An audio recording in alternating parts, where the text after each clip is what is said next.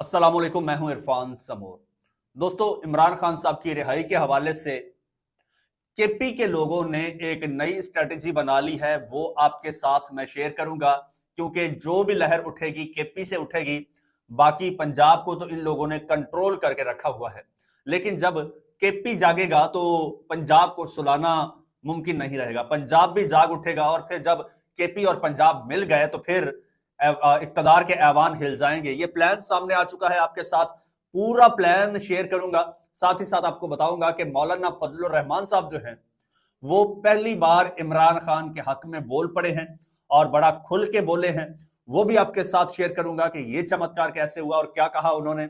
साथ ही साथ आपको ये भी कहूंगा कि उस बहादुर निडर इमरान खान की बहन ने इस सिस्टम को फाड़ डाला है। और साथ ही साथ एक इंतहा दर्जे के बारीक वारदातीय टाउट सहाफी की आज छितरौल भी करनी है, आज उसकी झाड़ पूंछ भी करनी है। तो वो मौका जाया मत कीजिएगा, जरूर देखिएगा। एक एक चीज आपको बताऊंगा, लेकिन उससे पहले नए आने वाले दोस्तों से गुजारिश है कि ये चैनल आपका अपना है। अगर अभी तक इसको सब्सक्राइब नहीं किया तो सब्सक्राइब लाजमी कर लीजिए और बेल आइकन पर क्लिक कर दीजिए, ताकि हर नई आने वाली वीडियो टाइमली आपको मौसूल हो जाए। दोस्तों, सुहेल अफरीदी को वजीर आला बने 1 महीने से ज्यादा अरसा हो चुका है, शायद 1.5 महीना हो चुका है उनको हलफ लिए हुए। इसके बावजूद आज तक ना उनकी पार्टी लीडर इमरान खान साहब से मुलाकात हो सकी है और ना ही वो काबीना तश्कील दे सके हैं। ऐसे में पहले इमरान खान साहब ने कहा था कि ठीक है, मुलाकात नहीं होती तो एक महदूद सी काबीना बना लें और फिर बाद में मुशावरत से उसको मुकम्मल कर लेंगे, मजीद उस पर इजाफा कर देंगे।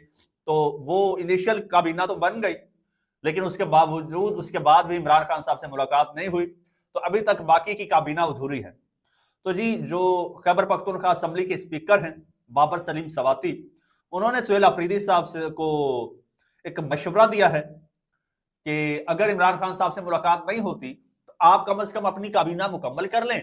जब इमरान खान साहब से मुलाकात हो जाए तो आप उसके अकॉर्डिंग तब्दीलियां कर लीजिए।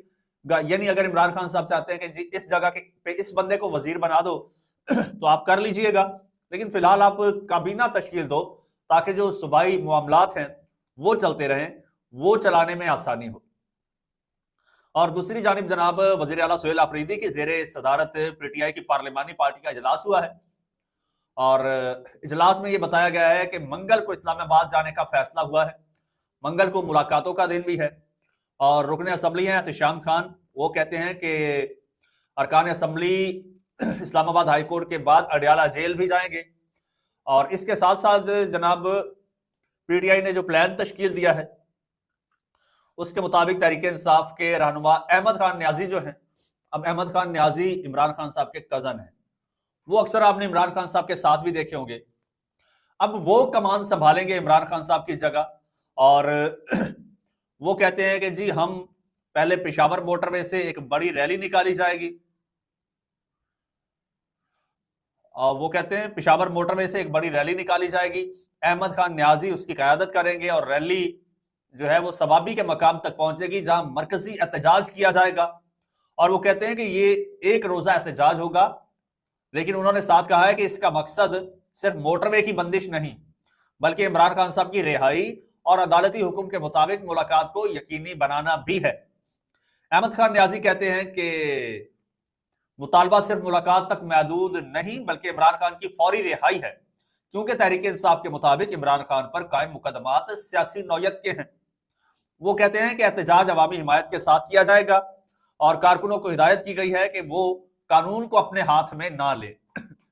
बहरहाल इसको रोकने की बड़ी कोशिशें की जा रही हैं, लेकिन अभी तक तमाम तर हरबे दोस्तों नाकाम है। दूसरी जानिब जनाब एक और खबर आपको दे दूं, मौलाना फजलुर रहमान साहब हैं जी। मौलाना फजलुर रहमान साहब कहते हैं कि इमरान खान मगरबी एजेंट नहीं, उन्होंने कहा है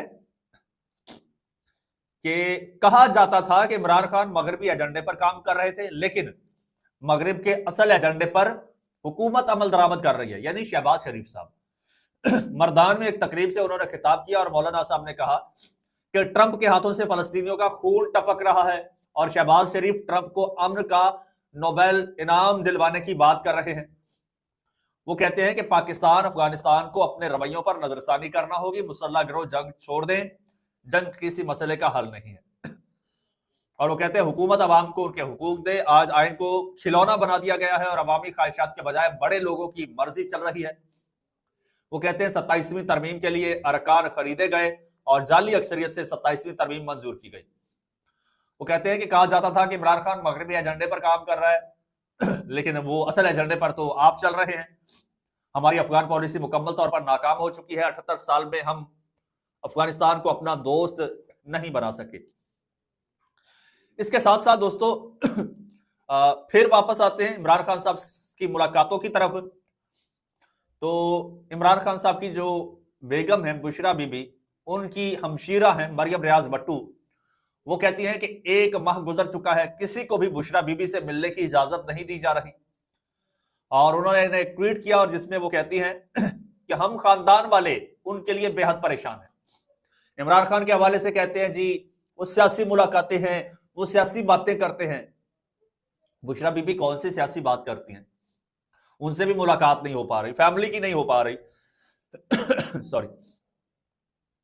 وہ کہتی ہیں کہ پہلے جب اسی طرح بشرا بی بی سے ملنے سے روکا گیا تو ایک بار انہیں زہر دیا گیا تھا، اور دوسری بار جب وہ شدید بیمار تھی اور انہیں طبی سہولیات بھی فراہم نہیں کی گئی تھی تاکہ ان کے دانت اور کان کے انفیکشن کا علاج نہ کر کے انہیں تکلیف دی جائے۔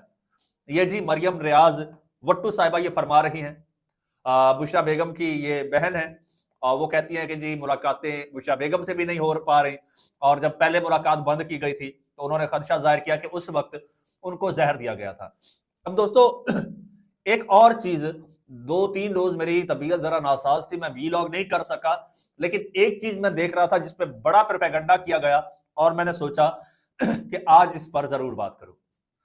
دوستو عمران خان صاحب کی بہن نورین نیازی نے ایک انڈین چینل کو انٹرویو دیا، کافی سارے دیے انٹرویوز، ایک انٹرویو کی بات کر لیتے ہیں جس پر بڑا پروپیگنڈا کیا گیا۔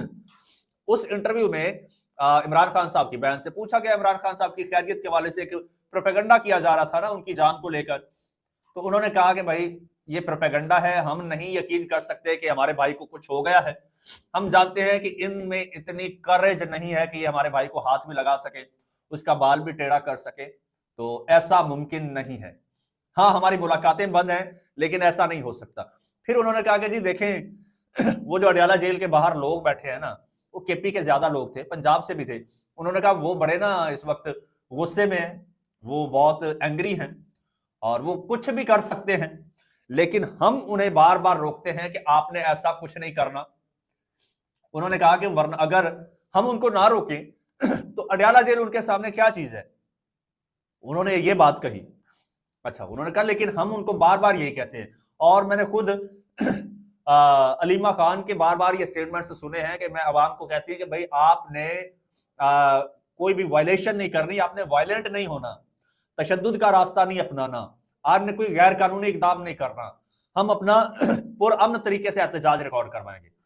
اچھا یہ انٹرویوز چلے انڈین چینلز پر، اور اس میں اے آئی کے ذریعے ایک اور لائن ایڈ کر دی گئی کہ مودی صاحب سے میں کہتی ہوں کہ وہ آپریشن سندور 2 کریں اور اڈیالہ جیل پر حملہ کر دیں، عمران خان کو رہا کروا دیں۔ یہ اتنا کلپ آرٹیفیشل انٹیلیجنس کے ذریعے بنا کے اسی نورین نیازی کی آواز میں اور یہ چلایا گیا، اور یہ میڈیا تک نے، آپ کے بے شرم میڈیا تک نے اس پر پروپیگنڈا کیا۔ اس کے بعد اچھا جو پروپیگنڈا کیا جا رہا تھا، لیکن جب میں نے دیکھا وہ انٹرویو تو میں نے کہا یار کیا کمال بہادر بھائی کی بہادر بہن ہے، جس طرح سے انڈین چینل پر بیٹھ کر انہوں نے پورے سسٹم کو چیر پھاڑ کے ننگا کر دیا، یوں نوچ کے اس کے کپڑے بے لباس کر کے رکھ دیا۔ کسی میں اتنی کریج، اتنی ہمت نہیں ہوتی۔ ماضی میں ہم نے دیکھا بہت دفعہ کو ہوا، نواز شریف ہو گیا، بے نظیر ہو گئی، ذوالفقار بھٹو ہو گیا، سارے اس پروسیس سے گزرے ہیں نا، لیکن اتنے یہ ڈرپوک تھے۔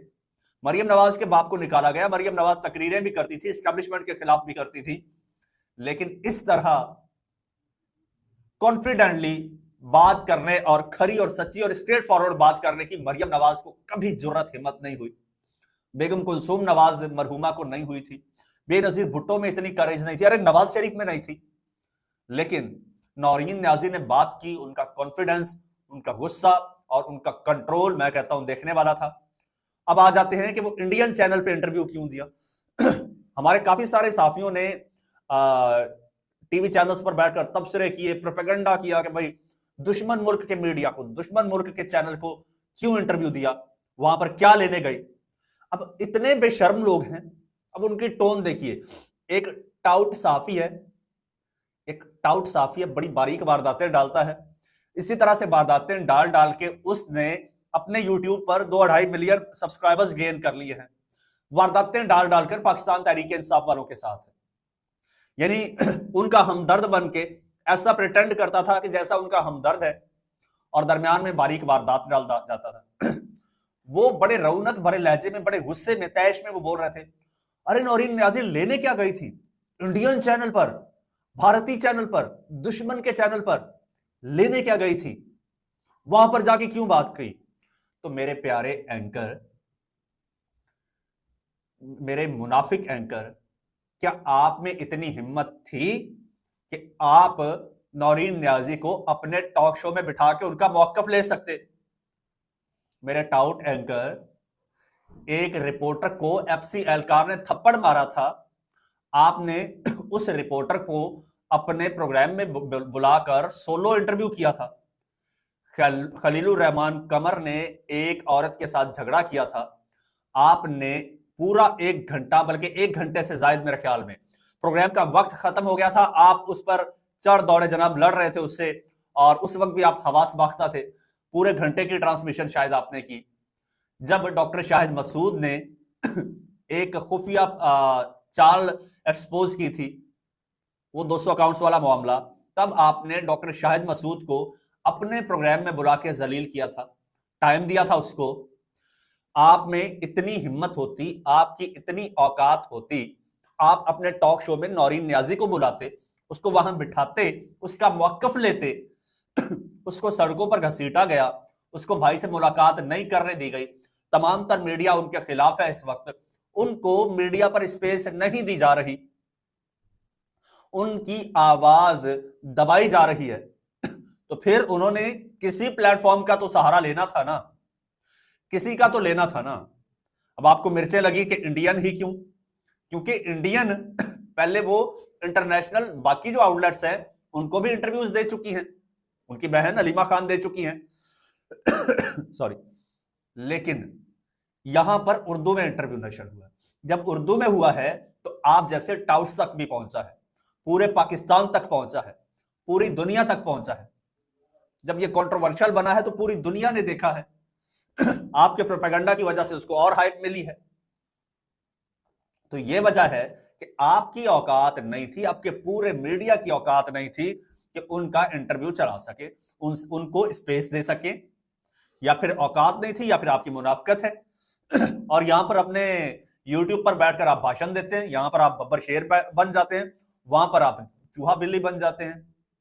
تو یہ آپ کی منافقت ہے، یہاں ڈالرز کے چکر میں آپ کے منہ سے رال ٹپکتی ہے اور کچھ بھی نہیں ہے۔ تو یہ آپ کو آپ کی اوقات یاد دلانا بہت ضروری تھا۔ اگر آپ اپنے چینل پر اسپیس دیتے نورین نیازی کو تو وہ نورین نیازی کبھی نہ جاتی۔ اب بھی آپ کے پاس موقع ہے، اب بھی آپ کے پاس میرے پیارے اینکر موقع ہے، اپنے ٹاک شو میں بلائیے، ان سے بات کیجئے، ان سے سوال پوچھئے، آپ کا کیا مسئلہ ہے، آپ کا کیا موقف ہے اس بارے میں۔ وہ تو آپ کرتے نہیں ہیں، اور یہاں پر آپ کی غیرت جاگ جاتی ہے، یہاں پر آپ کی حب الوطنی جاگ جاتی ہے۔ اسی انڈیا کو بیچ کر ڈالر کمائے ہیں نا تم نے، جھوٹی سچی خبریں لگا کے۔ مجھے نہیں پتا، میں نہیں جانتا یوٹیوب کی اسٹریٹجی کیا ہوتی ہے، میں نہیں جانتا واردات کیسے ڈالی جاتی ہے، میں نہیں جانتا منافقت کیسے ہوتی ہے جو آپ کرتے ہیں۔ ہاں کچھ معصوم لوگ نہیں جانتے ہوں گے، تمہاری چکنی چپٹی باتوں میں آ جاتے ہوں گے، تمہاری باریک وارداتوں کا شکار ہو کے تمہارے چینل کو سبسکرائب بھی کر دیتے ہوں گے، لیکن ہم سے تمہارا یہ مکروہ چہرہ چھپ نہیں سکتا۔ دوستو چینل آپ کا اپنا اگر ابھی تک سبسکرائب نہیں کیا تو سبسکرائب لازمی کر لیجئے، بیل آئیکن پر کلک کر دیجئے، اور مجھے اجازت دیجئے، اللہ حافظ۔